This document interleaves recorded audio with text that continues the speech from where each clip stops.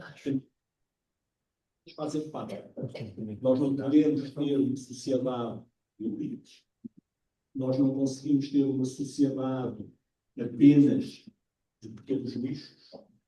E como o padre Domingos referiu, e talvez a pessoa no mundo que mais trabalho tenha feito nessa área, trabalhar nas prisões, trabalhar com os povos indígenas, diz-nos isso mesmo, que é levar à essência, às raízes, a todos os cenários, e muitas vezes há aqueles cenários que são mais relevantes e onde até podemos ser mais impactantes. E gostaria aqui também de deixar esta mensagem como uma mensagem de que todos nós, professores de Enneagrama, conhecemos o Enneagrama, entusiastas do Enneagrama, temos a obrigação de fazer chegar esta mensagem cada vez mais longe, cada vez a mais pessoas, trazendo todos, integrando todos. Vamos ter agora, em direto, desde o México, António Cordeiro, fundador da Associação de Enneagrama Portugal e o seu primeiro presidente, com a mensagem Caminhos, Pontas e Espelhos. O Enneagrama para novos tempos. Força, António. Neste caso não é o António. Olá, Agora sim. bom dia, ou melhor, boa tarde. Estão-me a ouvir todos? Agora Ok. Muito bem.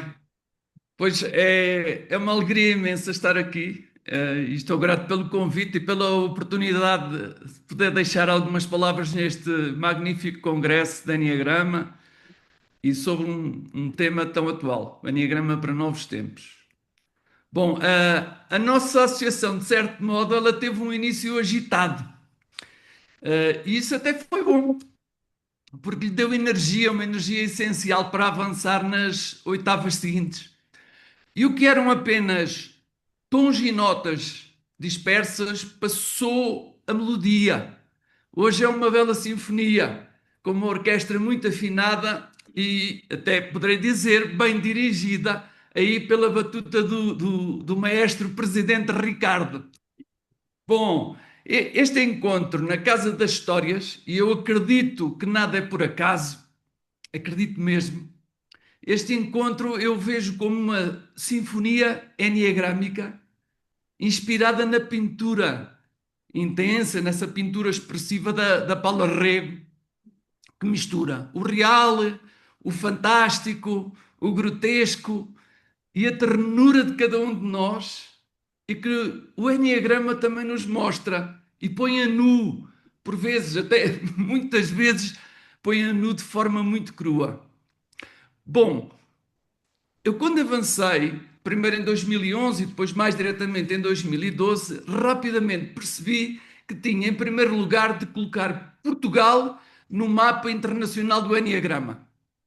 E nesse ano, em 2012, começámos com as primeiras jornadas nacionais, aliás, que o Domingos acabou até de referir, e isso foi com o propósito de unir e criar laços entre as pessoas ligadas ao Enneagrama, mas que ainda pouco ou nada se conheciam. Bom, nesse ano, em 2012, com a Helena Portugal, o Paulo Antunes e o Eduardo Turgal, nós fomos à Conferência Europeia de Enneagrama, que foi em Paris. Os croissants lá estavam deliciosos, mas a conferência deixou assim muito amargo de boca. E a nossa conclusão foi unânime, ela foi imediata. Nós podemos fazer muito mais e muito melhor. E assim foi. Pois em 2014, em Carcavelos, com o Hotel Riviera por nossa conta, nós mostramos internacionalmente ao que vínhamos e metemos o primeiro pé no mapa. Foram 180 pessoas de 17 países e foi memorável. Depois, em 2017, avançámos com um grande meeting internacional em Lisboa e nomes de peso no panorama mundial do Enneagrama marcaram presença. Veio o incontornável Russ Hudson, veio Tom Condon, veio Filipe Alin da Bélgica e o nosso amoroso luso-brasileiro que acabei de falar, Domingos, ele também voltou e voltou para um palco cheio. E aí entrou o outro pé. Foi absolutamente marcante. Isto para quê? Para depois, em 2019, tivemos a Conferência Internacional nos Capuchos, na Caparica, e abriu com uma mesa redonda luxuosa, com o presidente em exercício da IAA Global e mais 5 anteriores presidentes. Estiveram 230 pessoas de 32 países, de 5 continentes, em 5 salas simultâneas, e pela primeira vez em conferências da IAA, e era uma coisa ainda muito rara nesse tempo, nós tivemos uma transmissão direta em streaming das apresentações na sala principal. Bom, com isto tudo, se os 2 pés já estavam no mapa, nessa altura entrou o corpo todo, e a mente, e entrou o coração. E Portugal, Portugal ficou definitivamente no mapa do Enneagrama e por direito próprio. Então o propósito foi atingido, digamos que um primeiro propósito. Bem, depois disso veio o Covid e as atividades, enfim, nacionais, internacionais ficaram um bocadinho em banho-maria. E eis-nos agora aqui com uma estratégia renovada, prontos para uma nova oitava. Agora, quanto a mim, eu acho que é tempo de olharmos para dentro, ao olharmos para fora e de definirmos renovados propósitos, definirmos o nosso papel do Enneagrama em Portugal, e diria em Portugal e no mundo. Temos essa capacidade. Porque este é o tempo de levar ainda mais o Enneagrama às pessoas em Portugal e às comunidades portuguesas, às empresas, às escolas, às autarquias, ao teatro, ao entretenimento e um grande etc. Como também estão já a fazer em muitos aspectos colegas nossos e aos quais eu deixo aqui a minha admiração e o meu aplauso. Nós vivemos numa era de transformação acelerada, todos sabemos. O avanço tecnológico, sobretudo com a inteligência artificial, ele coloca-nos diariamente perante mudanças que há poucos anos eram ficção científica. E muitos de nós sentimos medo, outros sentimos fascínio. Eu acredito que se abrirmos com generosidade, a tecnologia pode ser uma aliada para ampliar o nosso alcance, partilhar conhecimento e, acima de tudo, apoiar o crescimento humano e a importância de ir para trás da máscara e mergulhar sem medo no coração e na centelha da verdade do ser. Porque 9 caminhos não são 9 divisões, são 9 expressões da mesma essência. O que o Enneagrama nos mostra é que as diferenças não são barreiras, são janelas. São oportunidades para integrar aquilo que nos parece distante ou até o oposto.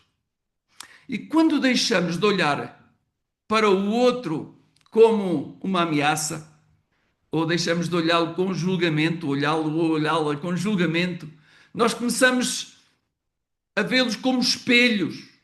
Ou seja, aquilo que nos incomoda fora, no outro, nos outros, é o convite a trabalharmos exatamente isso dentro de nós. Esta visão é profundamente necessária para os novos tempos. Uma sociedade que se fragmenta em opiniões, ideologias e polarizações, ela precisa de pontes. E o Enneagrama é uma dessas pontes. Pontes entre nós e o outro. Pontes entre o dentro e o fora. Pontes entre o humano e o divino que se expressa através de nós, através dessas ligações.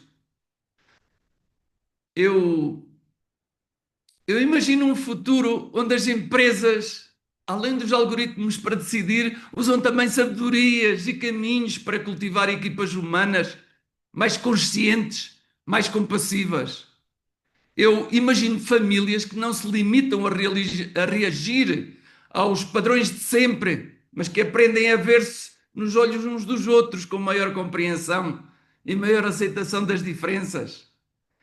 Eu imagino escolas físicas e virtuais que ensinam matemática e ciência e tecnologia e literatura, mas também ensinam os jovens e os menos jovens a conhecerem os seus talentos, as suas sombras, os seus mecanismos de defesa, as suas virtudes e até as suas santas ideias para que possam crescer mais inteiros.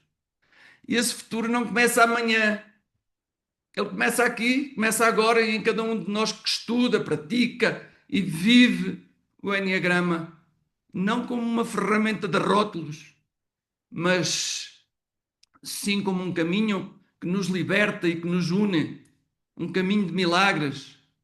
Agora, e aí há Portugal, estamos mais do que no mapa, estamos todos nos corações uns dos outros. E que este magnífico congresso ele seja um marco de inspiração e que a Portugal e cada um de nós se torne um farol destes novos tempos. Tempos de integração, tempos de compaixão e de paz interior a refletir-se neste mundo. Muito obrigado. Um abraço desde Toluca, perto da cidade do México. Eu agradeço o trabalho a Portugal que a Portugal está a fazer. Eu sei bem da trabalheira que é isso tudo, mas quando o propósito tem a direção certa, epá, nada cansa, motiva ainda mais.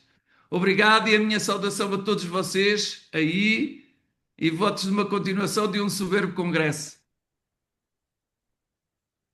Obrigado. Obrigado. Obrigado, António. Muito obrigado, António.